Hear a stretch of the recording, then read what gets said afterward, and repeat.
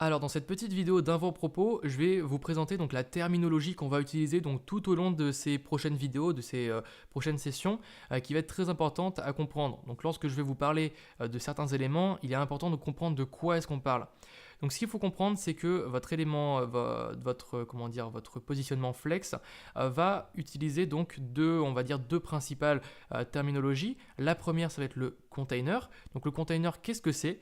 Ça va être une sorte de boîte qui aura le comportement flex. Donc ça va être cet élément-là où vous allez lui mettre un display de petits points flex. Donc ce container qui lui va contenir donc vos différents enfants, donc vos différentes boîtes en dessous de lui, c'est-à-dire de manière hiérarchique.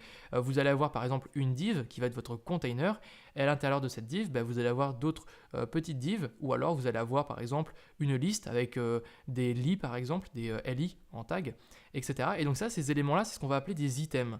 Ok, donc vous allez avoir un container et des items. Le container, c'est la boîte qui a le comportement flex, et les items, ça va être les petits items qui vont être contenus dans notre container.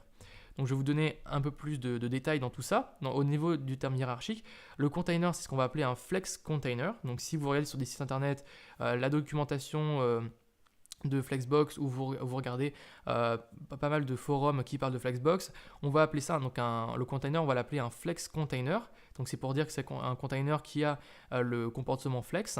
C'est ce qui va être le parent. Et enfin, vous allez avoir vos items, ce qu'on va appeler un flex item ou des flex items, ce qui vont être les enfants de votre élément. Donc typiquement, vous avez compris que les 6 boîtes que vous avez dans le schéma ici, ce sont des flex items. Et la grosse boîte sur fond violet, ça va être votre container, c'est lui qui aura la propriété flex.